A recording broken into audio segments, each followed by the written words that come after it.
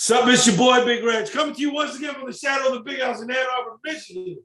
Holy cow, I am exhausted, folks. I am exhausted mentally, physically, emotionally, after the Michigan Wolverines barely pulled off the victory over the Nebraska Cornhuskers. Joining me tonight to talk about this emotionally draining and taxing event. First, as always, producer JB. Yo, still repping the 1997 champions jersey here at Ann Arbor. Michigan wins again. We should always win over Nebraska. Next, joining us surprisingly in an upright position, despite the hour of the day, the one, the only nameless guest. Make sure you take it off of mute, please. Yes. We celebrate all victories, man. Even these tough, crazy, heart-stopping ones. Go Blue. There you go. I need an EKG meter on my for my heart. I had some palpitations. Next, joining us from his dark lair on Exegol, the one, the only, Mr. Squarehead. I call for the immediate removal of you-know-who. I mean, just right now. 12:0, what is it? 12:02, 12:03. Let's go to his house and serve him his pink slip. That's one way to approach this game. But finally joining us with his own hot takes, hopefully, instead of stuff that he's looked up the Michigan boards after the game. The one, the only, JC from Sunnyside. What on, Big Reg?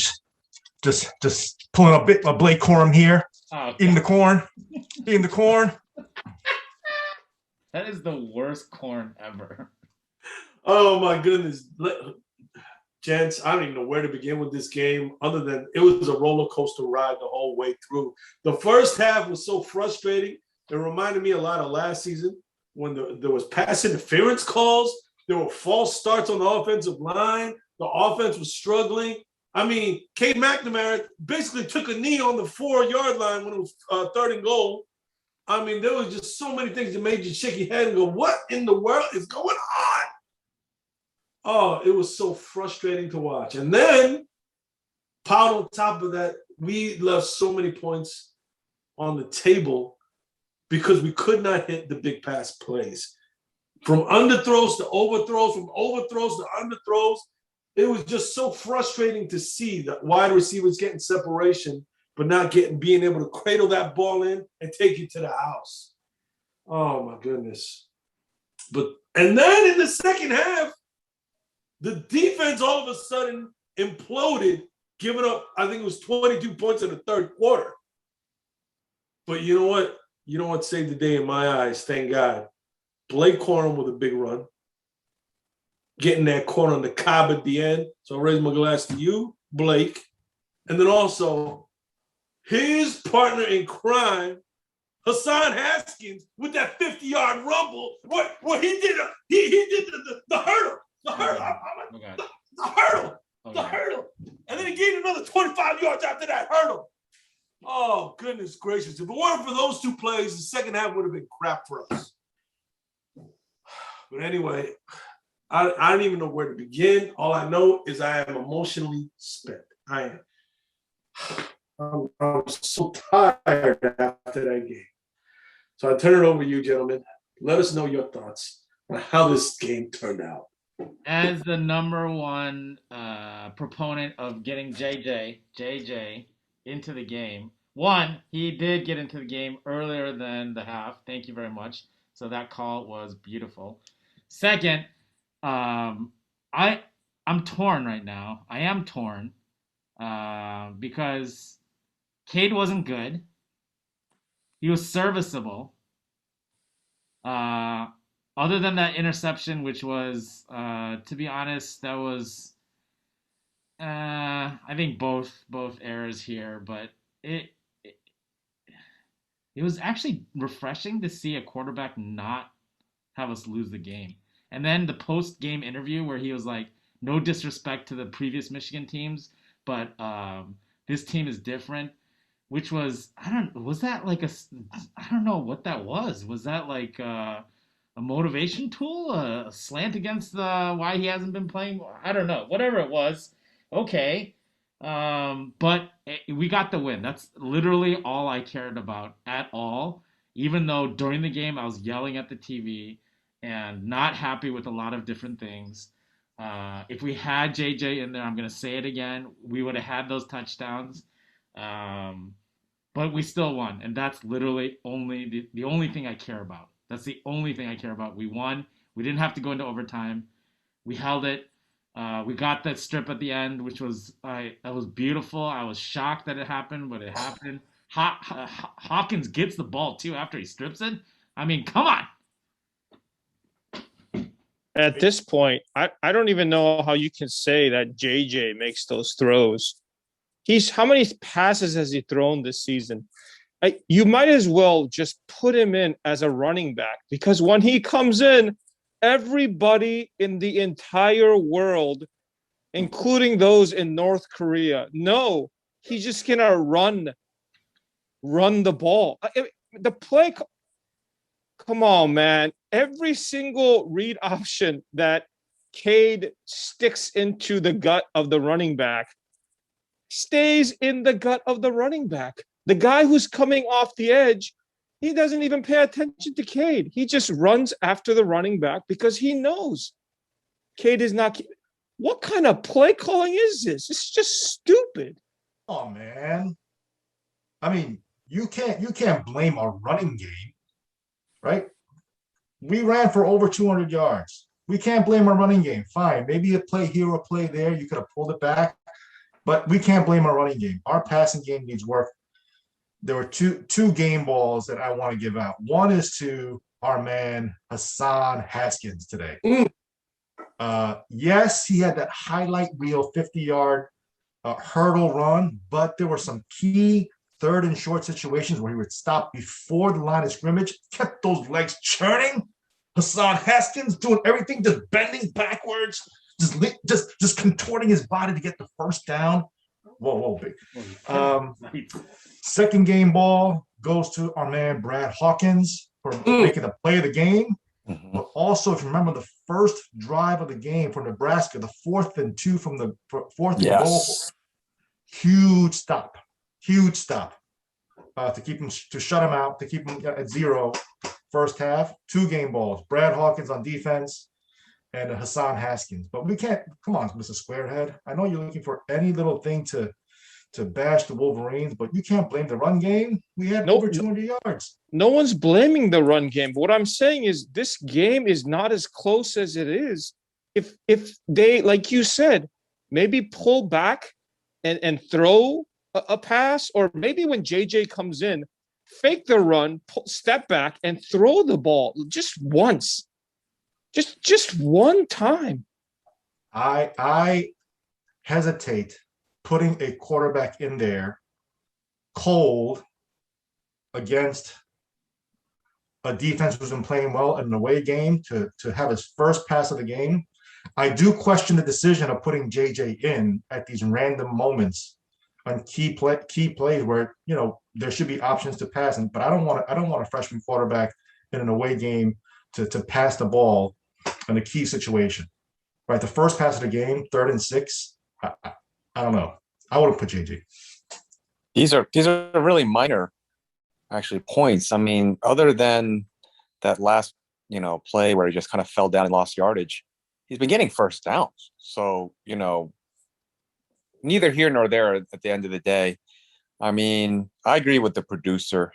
We have some issues. I don't know if tonight is the night to get into all of them. Maybe just a couple will come up. But, man, the main thing is we got the W. I mean, as even JC, you would say this yourself. Everything is still before us. All our goals and our dreams and our hopes still lay before us. The dream is still alive. Alabama, they have a loss. The Bucknuts, they got a loss. We still have this. I don't know how long this is going to go after what we saw tonight, but we still. Penn State got a loss. There you go. That's what I'm saying. So we live to celebrate another day. And you heard that chanting on the telecast. It's great to be a Michigan Wolverine. Come on, man. tonight as a victory. Oh my goodness! But you know what? As the game was getting tighter and tighter, all these texts started flying out. And you know what? One text stood out to me was a text from Nameless Guest that said, "Sorry, brothers. I think we lost this one." That's what he said. And I was like, come on, man. Come on, man. Oh, Who in Michigan Nation didn't think that? That's all I'm gonna say in my defense. I didn't think that. Oh my goodness. I had to turn off my phone because there was just so much negativity coming through the airwaves. Good gravy. We were in field goal range, down by 3, and he sent a text saying, "I think this game is over." Come on, man. There's way too many things that we could nitpick about, but another thing is, man, some of these wide receivers, I know the balls are really not clean at all. No clean balls thrown to them whatsoever, but still, like, where are the playmakers on that wide receiver? Like, Baldwin, like, needs to have it perfect in order for it. This is a testament, again, Ronnie Bell being absent, Roman Wilson being absent. Where's the pass catcher that's going to get the 50-50 ball? And this is what, I think we're starting to see from the wide receiver group especially. Like, we don't have that person we could just chuck the ball to and almost guarantee either they get a pass interference call or they catch the ball in traffic. Ronnie's missing. We're feeling it right now. Roman's missing. We're feeling it now. And I call upon the wide receiver group, like, they need to step up more and more so. Like, we're just seeing the balls hit their hands and then just one little shake or another, and then the ball falls on the ground. I mean, Dax Hill should be a wide receiver now because he can, like, fall to the ground and still catch the ball with another player on his back and another teammate on his back, and he still catches the ball. So come on, man. Is to bring Daxton Hill into the wide receiver crew, just like we did for Chaz Woodson. Let's get that going. Well, you know what? One guy that did make a play, though, on an overthrown pass was Sanistril toward the end of the first half. So, Sanistril did make a beautiful catch. He laid out and he got that pass, reeled it in. So, Ariz Madonna to Mike Sanistril. But again, he was wide open. Oh, he could have been able to crawl it. He could have, backpedaled into the end zone. He was so open. It's ridiculous.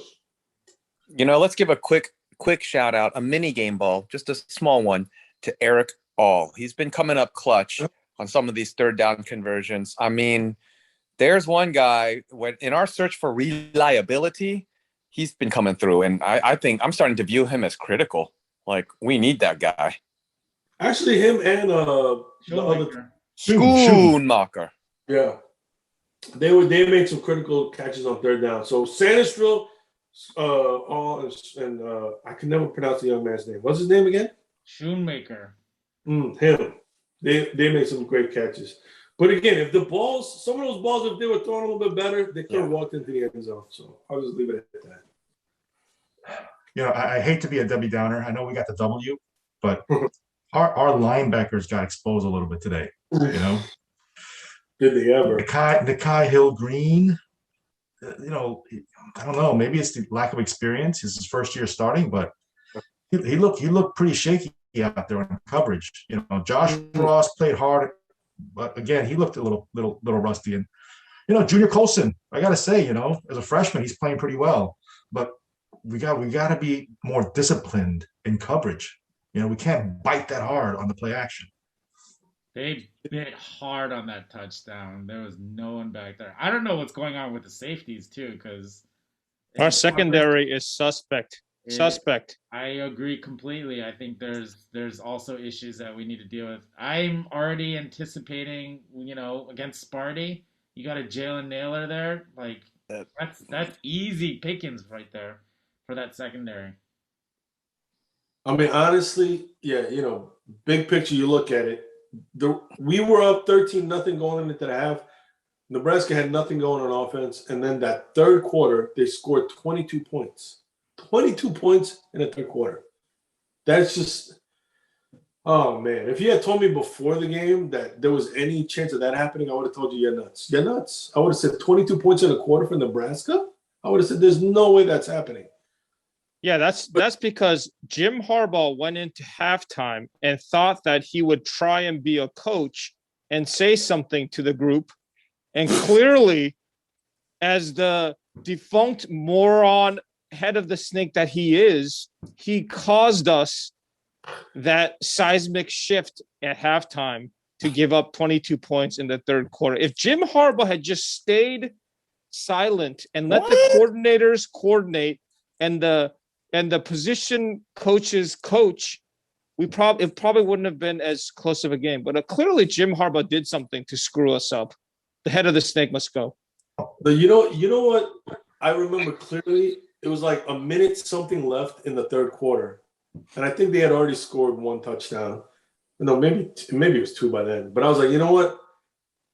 And they still had the ball. But I was like, you know what? If they could just, even if they score on this drive, as long as they can like hold them out till the fourth quarter, make them make some plays, chunk plays, and then what happens? The next play, they get that big touchdown to the tight end of that fake, and I was like, oh yeah. And then right after that, Kate throws the interception. Then they score again. I was like, how the heck did they just score 2 touchdowns in like less than a minute? It was nuts. The real coaching mismatch was Frost owned McGenius. I'm sorry. I mean, our defense has been, something to be happy and proud of for leading up to most of the season, but Frost saved it for the second half, and he had his way. That's what happened. But let's say this, though. Let's say this. When it came down to winning the game, Hawkins gets the strip. And then that last possession that Nebraska still has, McDonald's defense is able to hold them, and they get turnover on downs. So did they do enough to kind of say, hey, maybe by then McDonald had figured it out on how to attack or make the adjustment?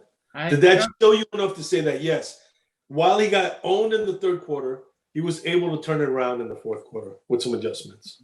This is for sure to know. This team is still in growing mode right now. So, I mean, regardless of the fact that when we can say if the defense is good or not, I still think, both sides of the ball, it just shows that we're still not anywhere.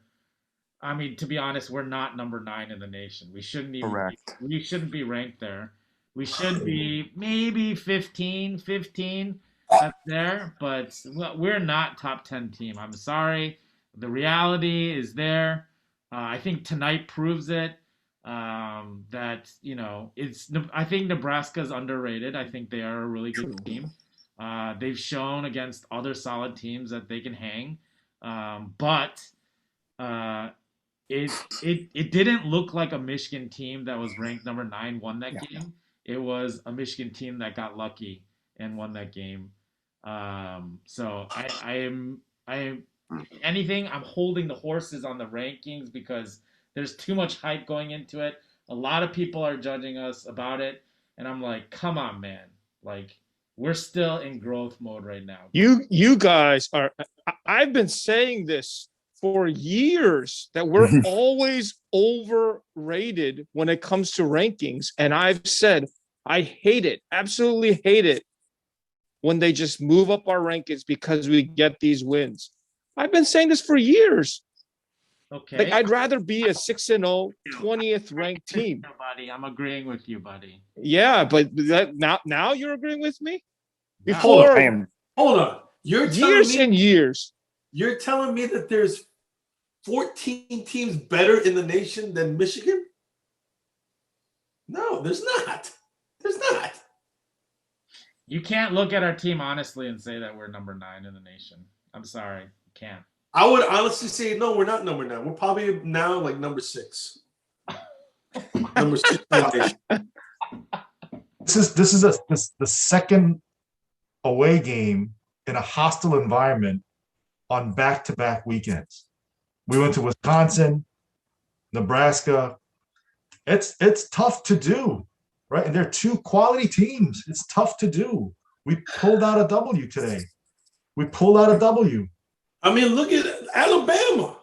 They went to a team that's barely at 500, and they lost to Texas A&M. Everyone knows Alabama is not the Alabama that we know. Everyone knows What? that. It was killing peoples. No, Ranked number 1 unanimously. they are not the same Alabama team. I won't say everybody knew that. I think everyone who's anybody has been saying Alabama and Georgia are cut above, and there's a big drop off after that. Yeah. I haven't heard any analysts say any different. Then you're just drinking the Kool-Aid, because if you watch No, I'm just name one, and all the programming that's out there, nobody has said any different. It's been unanimous opinion. All right, but you know what? This isn't an SEC show, so we're gonna cut the chatter about Alabama there, and how good they are. But JC from Sunnyside makes a good point that these were 2 tough back-to-back road wins for the Michigan Wolverines. I mean, Nebraska. I mean, they lit up their stadium like it was a cheap version of Nectos. You know what I'm saying? I was like, what is with this cheesy A-light show here? You know what I mean? Is this a Tuesday night at Nectos? What is this? This is all the ambiance of just some really cheesy nightclub. I was like, come on, just stop it with that nonsense. I don't know what Nectos is or the lighting in Nectos because I've never been. Stop it! You don't know Nectos? I would. Boy, you know Nectos. You better stop. I just like to say that most Big Ten away games are hostile environments. No, not most. Like Northwestern's dead, Illinois is dead, Indiana, depending on how good their season's going. Maryland dead, you know. Oh, Maryland definitely dead. But Nebraska and Wisconsin, they're 2 hostile. You could say they're hostile environments, and they're 2 quality teams. Nebraska has a good defense. You know, they're 3-3, but they went to overtime against Michigan State. They lost a close one against Oklahoma. Come on, they're a quality team. We've got a quality team in their place tonight. We've got a quality team last week in a place that we haven't won in 20 years. Come on, man. Come on, man. I mean, this was a crazy football Saturday. Oklahoma almost lost. Alabama lost. The big matchup between Penn State and Iowa, that went down to the wire. I mean, there was a lot of tough games today. And the fact that Michigan is still amongst the undefeated ranks, while it was an emotionally draining game to watch, I can't help but feel relieved, totally relieved. Last thing I would say is that our offensive line had a lot of punches thrown at them. They could have folded a lot. That left side is concerning me a lot. It's really concerning me a lot. But overall, they held up again to another Big Ten defensive line that is like remarkably strong. I don't think anyone will deny that Wisconsin and Nebraska have strong defensive lines. I was impressed. I thought that they would get to Cade even more, but they held up. That there was a little bit of issue with. I agree with the option running. Like they knew to crash down on the running back immediately. But what can an offensive line do? You only have so many blocks that you can make. But that was impressive. But the defensive line for us, I think, continues to be kind of like a strong point, and having a lot more players be able to rotate in was super helpful. I love seeing Chris Hinton and Mozzie right next to each other with Oyabo on the other side and Hutchinson on the other side. It's like, dang, they're looking good. So I that's one thing I can take out of this game for sure, is that, man, this line on both sides is they're starting to like gel a little bit more, and you can see it happen. Wow. A positive remark from producer JB. Finally. I have to agree that the D line played extremely well. You could tell they almost got to the QB. Mozzie Smith had a great game today. 6 tackles, had that almost forced fumble. David Ojabo, again, 2 of my breakout players of the year. But going back to again, not to be the Debbie Downer, but Cade McNamara, a big question mark. I wonder going into the bye week in the next 2 weeks, are they going to put in more packages for JJ? Not just the read option, but maybe some throwing packages for JJ so that we can kind of open up the offense a little bit.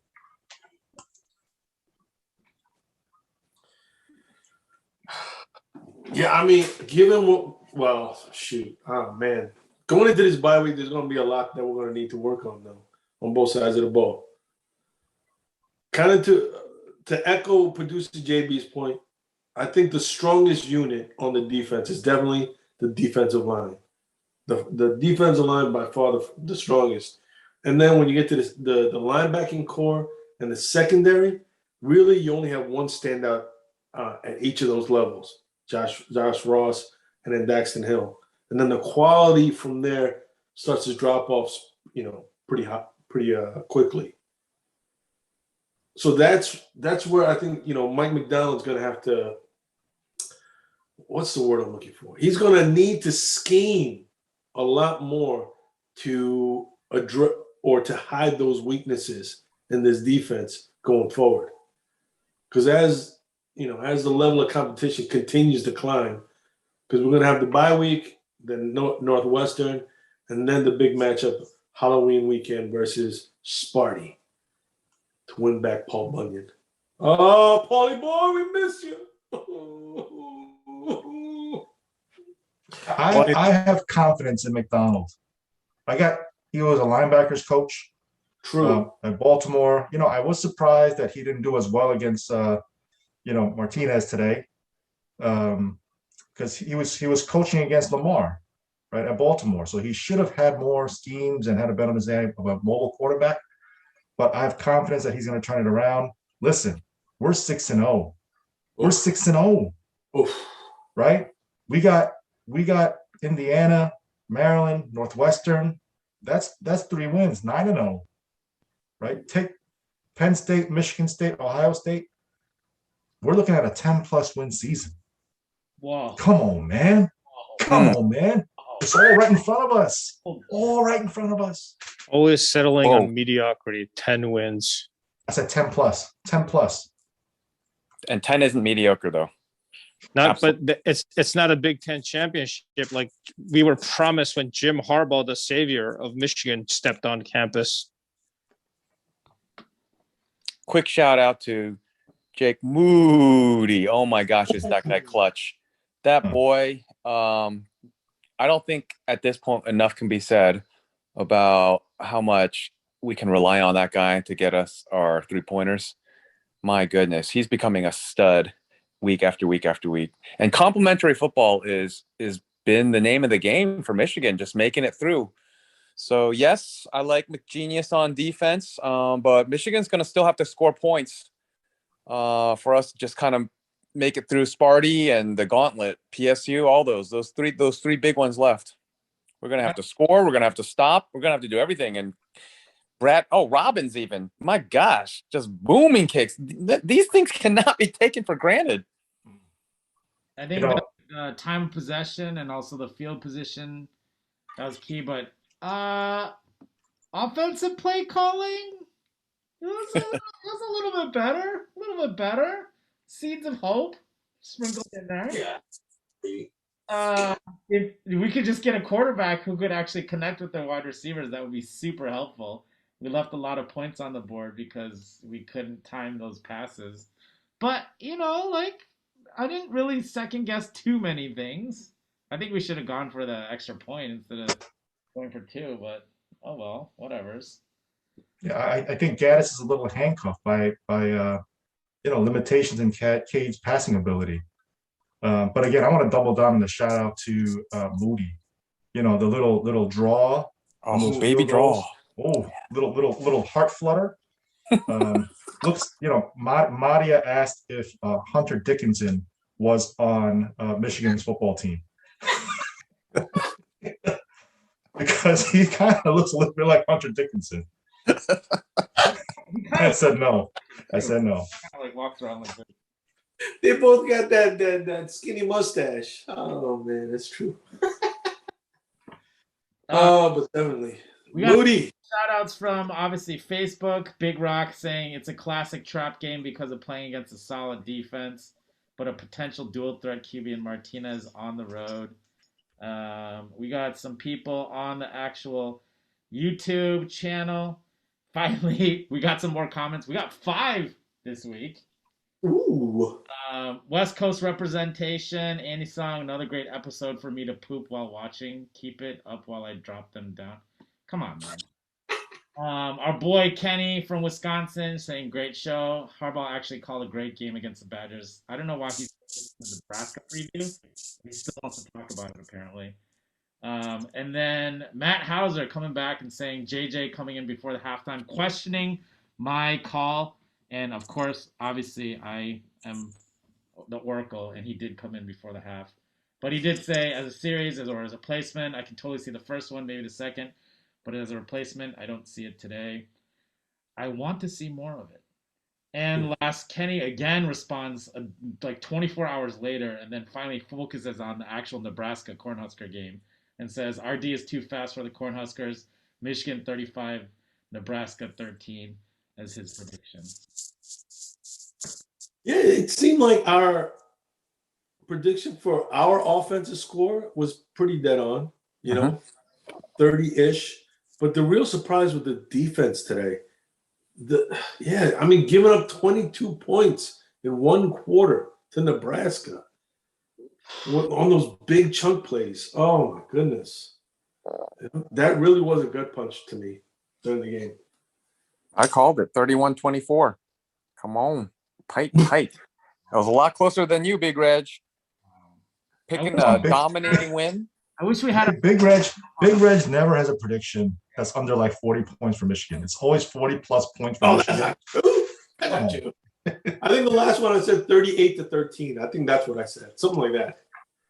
I wish we had these scores up on a whiteboard so that we can see. What a great idea. You wouldn't even be able to see it anyway. It's too small. It would be too small. I have a anyway. whiteboard in my trunk. Oh, guys, I don't know what else to say. I am exhausted. I am exhausted.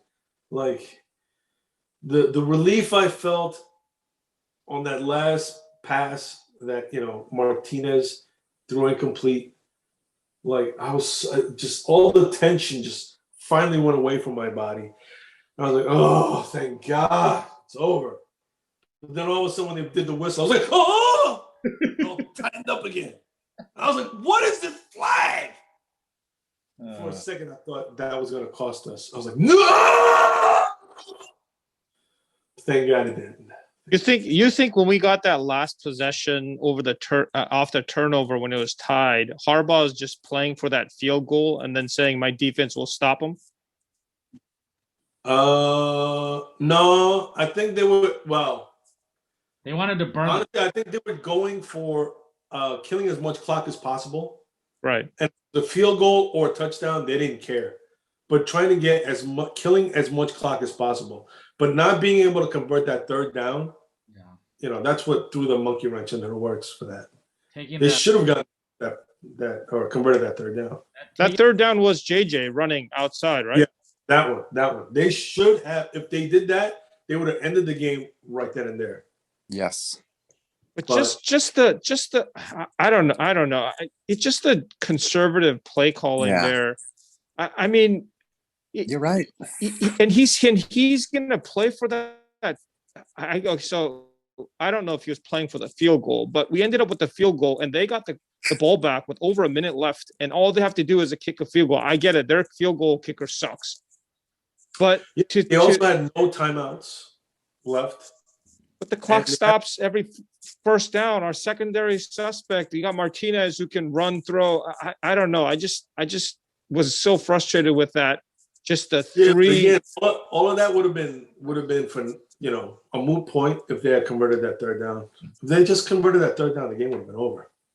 Everybody knew JJ was going to run with that ball. Yeah, but you're kind of in a tough spot there because you really can't. Like, do you throw the ball? Because then at that point, if you throw the ball, it's an incomplete, then you stop the clock for them. You know what I mean? So it's kind of I would have rather just not bring in JJ and give Corum the outside run with that when he was making those runs on the outside. Yeah, but then what's the difference between? Well, the difference between doing that and doing the JJ thing is, at least with the JJ run, there's still the possibility that he can either keep it or hand it off. Versus if it's Cade and Corum, then you know it's not going to be Cade. It's going to be Corum. You know. I mean, So Square, you're right. Oh, it's going to be Corum, 100%. If it's JJ and Corum or whoever, then at least there's a possibility that it could go one way or the other. I didn't like the decision to bring JJ in there. I just didn't like it. 3rd and 4, key play of the game, the play of the game. You're gonna bring in JJ. You know what? If we're gonna keep it conservative on the ground, just hand the ball off to Haskins or Corum. But in no situation are you gonna pass the ball in that situation. I'm not with Cade throwing it. I'm not gonna have JJ throw his first pass on 3rd and 4. You know, you keep it on the ground, kick the field goal. You know, if we kept having to bust one up the middle for a first down, great. JJ also kind of proved that he's a rookie because he tried to go outside when he could have gone inside.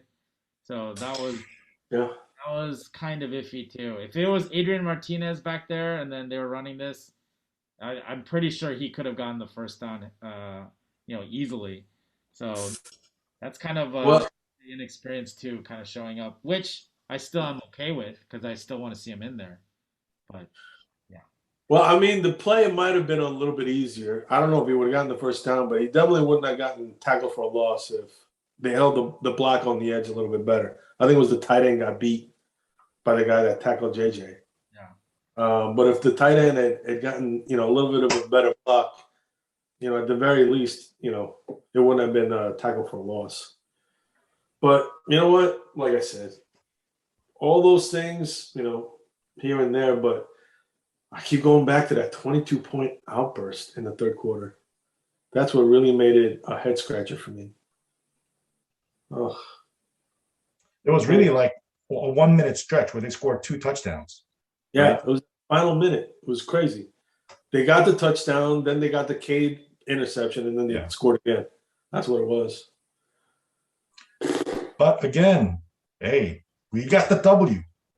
Oh. We lost these games in the past. Right? What did Harbaugh say like 6-7 years ago? Spine of steel. That's what he wants. Spine of steel. And we had spine of steel tonight. We dodged a bullet, and I mean, no play was bigger really in the end than that Hawk strip miracle. I mean, it was pretty much a sinking ship, done deal, put a fork in it, and Hawkins saved it. Give us a chance. Wow. Come on, man. Wow. Dodged a freaking bullet. Right there, just like Harbaugh dodging the reporter at the end of the game, like running after. She was running after him. He was like, "Get away from me!" That was Molly McGrath. She's like literally trying to grab him. He's like, "No, I'm out of here." You don't want to talk about it. No, but I was hoping she wouldn't be looking for Hassan Haskins afterwards. You're wrong. You're wrong. Oh gosh. I love Hassan. Happy with the win. 6-0. Bye week. Let's learn something. Let's get better every day. Let's get better. Every day. Let's get better. Oh gosh, yeah. I need a bye week, and then take that Northwestern after the bye week. Just want to take it easy for a little bit. Just take it easy, regroup a little bit. Oh. Anywho. Bring us home. It's bedtime, man. I know my neck is all sore now. Good gravy. Anyway, gentlemen, the Michigan Wolverines, for the first time in a long time, are in the top 10, ranked in the top 10, still undefeated after 6 games, and still on the way to a Big Ten championship. So to that, I'll raise my glass and I say, "Ha ha! In your face, Scott Frost." This is what happens when you win a championship or try to steal a championship by talking your way to it versus playing your way to it. This is the football gods bringing down the bad karma juju on you and your hideous football team. So I raise my glass to the Michigan Wolverines, the fine job they did today, and pulling that victory out in Lincoln, Nebraska. And I say, go blue. Go Blue. Blue.